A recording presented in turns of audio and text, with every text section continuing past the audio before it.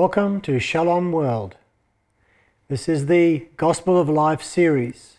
I am Robert Falzon and very happy to be with you today. So this week's title is God's project is me. God's project is you. How does that work? How is it that God would make us his project? Well, let's go back to the beginning. God made us. So here we are in the creation story. Day 5 or 6 now. God has made the heavens and the earth. He's made everything. And now he comes to the major project, humanity. So God then makes Adam. And from Adam he makes Eve. He makes humanity. And in making us, he breathed into us. He breathed his own breath, his own life. He breathed part of himself into us. And we became alive and human. Adam and Eve, he named them. Adam and Eve named all the animals. Adam and Eve were lords and rulers of the garden, and they were in charge of everything in creation. God gave the creation to Adam and Eve as gifts. The only thing that Adam and Eve couldn't touch, couldn't be in charge of, was the tree of the knowledge of good and evil. Everything else Adam and Eve was able to enjoy, including each other. But one day, the devil came into the garden, came into Eve and Adam and seduced them to eat of the tree. And Adam and Eve that day, or that time, or that moment, made a choice. And the choice was something like this. God, over here, God, and the apple. God and all of the beauty of creation that he made for us. God and all the beauty of what we are and the beauty of what we could become. And the apple. God and all that and the apple. God and all that and the apple. They chose the apple. They chose other than God. And they hid. They were ashamed. Guilt and shame filled their lives, like guilt and shame can fill our lives.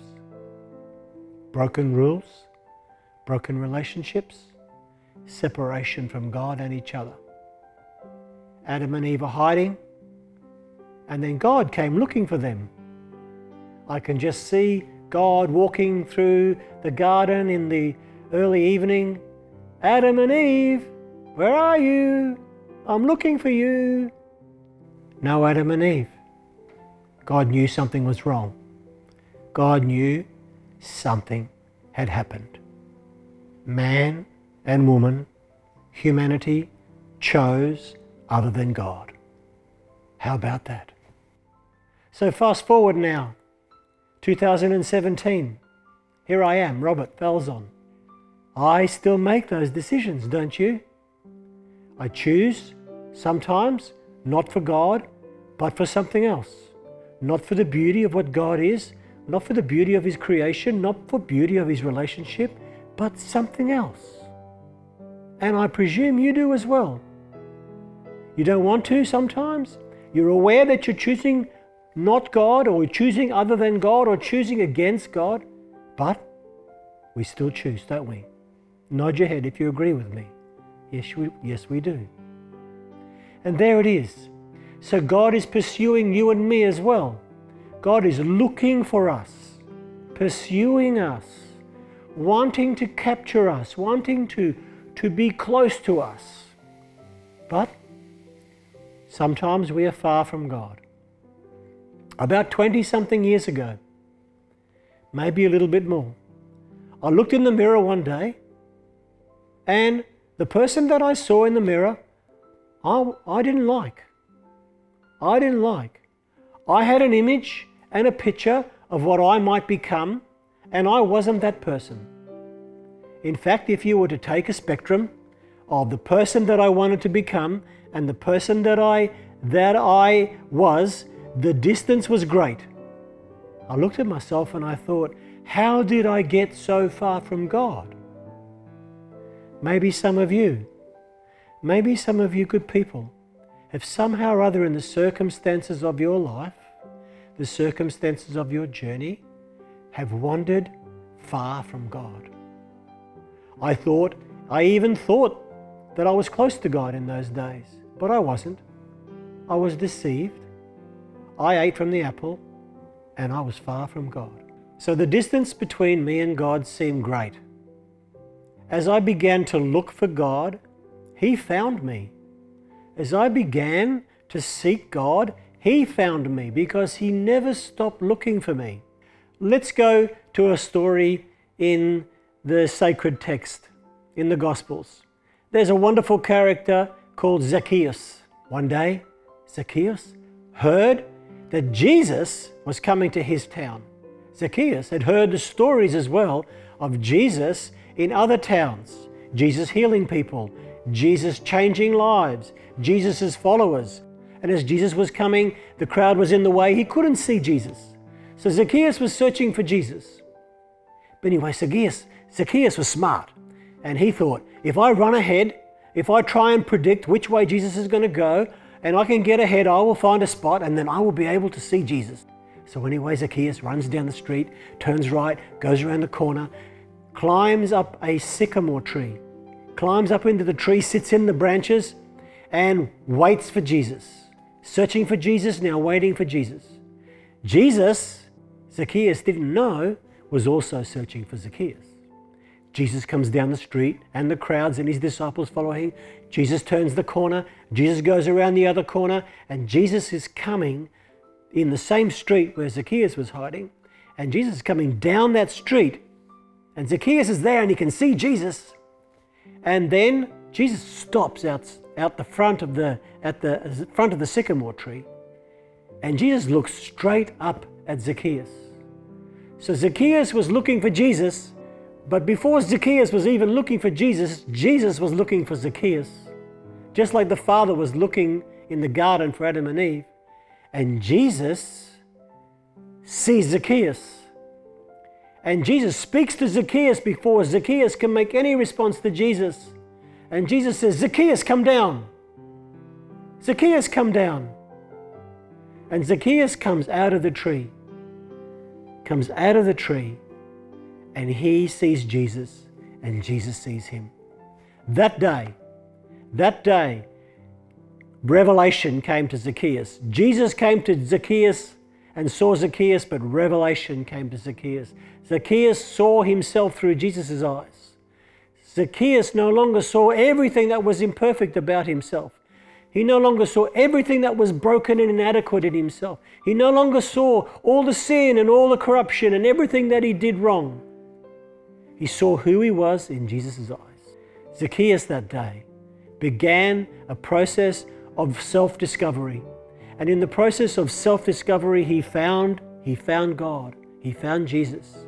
He looked at himself through the eyes of Jesus, and then he began to change. Immediately that day, he said, I'm going to give what I've taken from others back to them. I'm going to give some of the rest of that to the poor. I'm going to give some of the things that I've done wrong away. I'm going to begin a process of change because I want to be the man that I see in God's eyes, not the man that I see in my eyes. Zacchaeus began to change. Like Zacchaeus, the day I looked in the mirror and saw in my eyes what I didn't like, I began to pursue God. And as I began to pursue God, God had already been pursuing me. In God's eyes, God saw me differently. I began to change. As I then began a work of ministry, I began to be a lay missionary in the Catholic Church. A lay missionary now for some 15, nearly 20 years. As I've been doing God's work, God's been doing His work. As I've been doing God's work in the field, God's been doing His work in this field, in my heart, in my mind, in my life. God's project is me. On that great and terrible day, around noon, the darkness filled the sky, the lightning, the thunder, the earth began to shake. And Jesus on the cross was dying. On the cross was dying for you and for me. Dying for us personally. Remember, God sent a person and made it personal. Dying for me personally. And I look at the cross and Jesus is dying. And then close to the 3 o'clock, close to the time of his death, Jesus shouts out, Eloi, Eloi, lama sabachthani. My Father, why have you forsaken me? The Father knows why. Jesus was forsaken for me and for you. Jesus died for me and for you. I'm redeemed, and so are you. My sin has been paid for, and so is yours. The price is paid, the job is done, everything has been accomplished. Jesus is towards the end. Breathing his last, he says these words. Depending on which translation of the scriptures you read, he says, it is finished. It is accomplished. Interiorly, the job is done. The job is done, Father. And breathing his last, he gave up his spirit.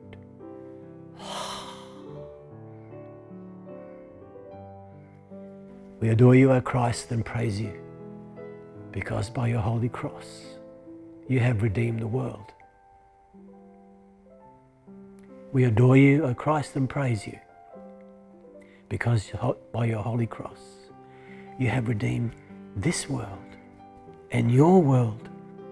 The job is done. The price is paid. It is finished. Sin no longer has held you captive. You are free. I am free. And when Jesus looks at you, when Jesus looks at me, when Jesus looks at Zacchaeus, when Jesus looks at Adam and Eve, he does not see the sin and brokenness, because the price is paid. The job is done. It's over. It's finished. Sin is not the deepest part of you and I anymore. It's over. It's done. When he looks at us, he sees what we could become. He sees what we were made for. He sees what he breathed into. He sees the life that resides in us. That's what he sees. That's what we are. The distance between what I was and what I am is getting closer. Not there yet. Still a work in progress. But Jesus has found me. And as I've looked for him, he has found me. So, sin is not the deepest part of us. The breath and presence and life of God is the deepest part of us. Isn't that comforting to know? Sin, this is not a gospel of sin management. This is about God and me, you and God, me and God, trying to discover God, discovering me, and me discovering God. Self-discovery leads to God discovery, and all God discovery leads to self-discovery. I am seeing more of me and trying to become more of him. I want to read something to you. I made a few notes, and these words I'd like to read from my notes because they capture what I'm trying to say completely. Just bear with me. This is the most inconvenient truth.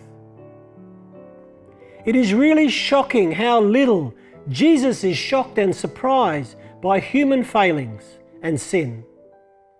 It never appears, or it never appears to appear in the gospel. Our sin is not the deepest part of us.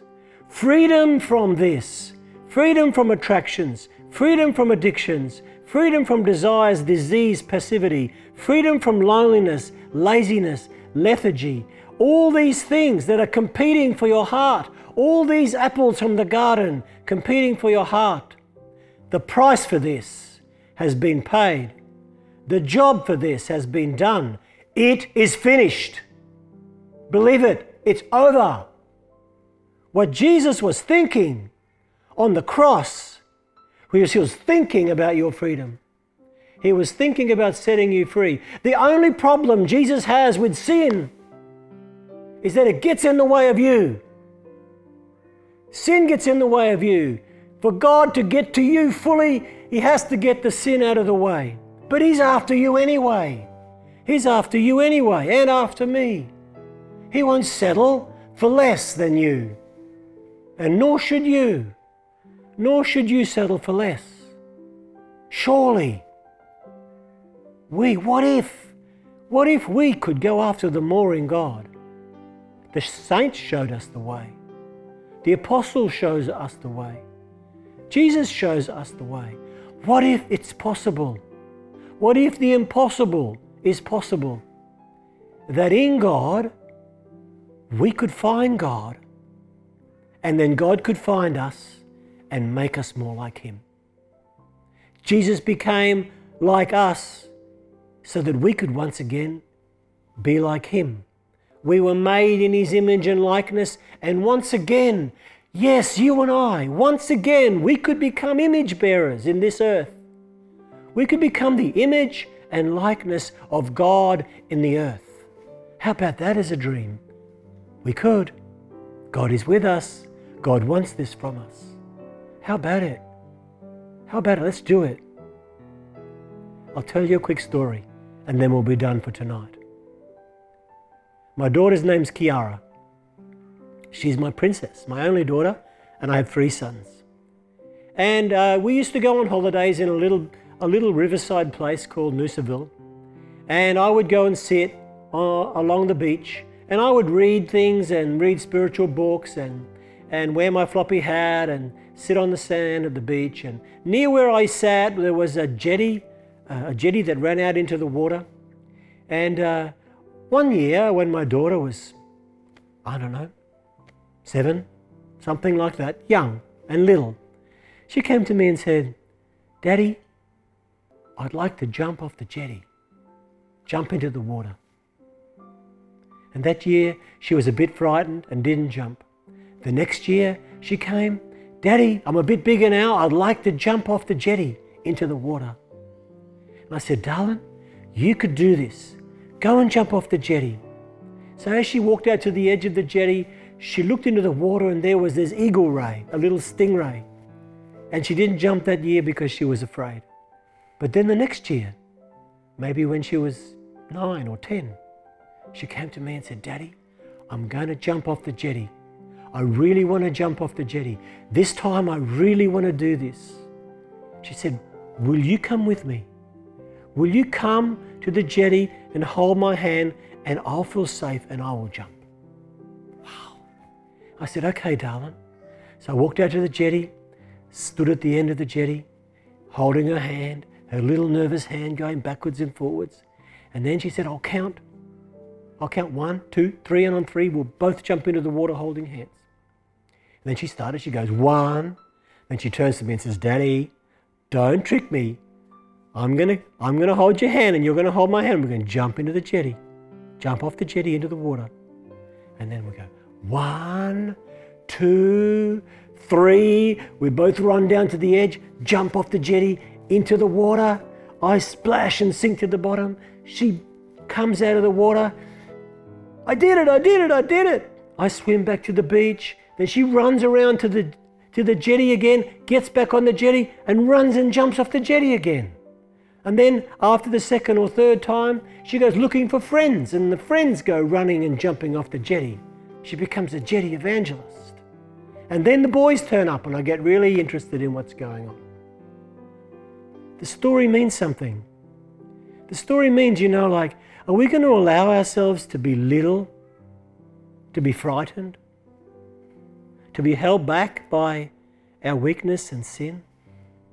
Or are we going to believe that what was done on the tree, what was done on the tree of Calvary, what was done on the tree of Calvary for you and for me, that will give us enough courage and enough permission to climb our sycamore trees and to jump off our jetties.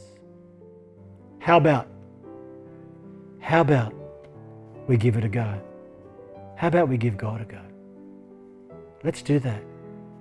Let's jump off the jetties of our lives and go after the more in God and see what that's like. Tonight, what I'd like you to do is to go into your bathroom before you go to bed and look into that mirror and say to yourself, in as strong as words as you can, my sin is not the deepest part of me. My sin is not the deepest part of me. My sin is not the deepest part of me. All of it was done and paid for on the tree. I'm going to jump off the jetty. I'm going to jump off the jetty. I'm going to do that for God and for me. Thank you.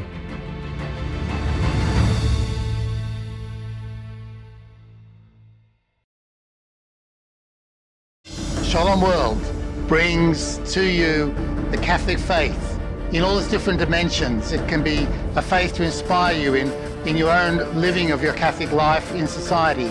Shalom World offers you an opportunity of being enriched and strengthened in your family life. We live in a culture that needs to have a Catholic presence.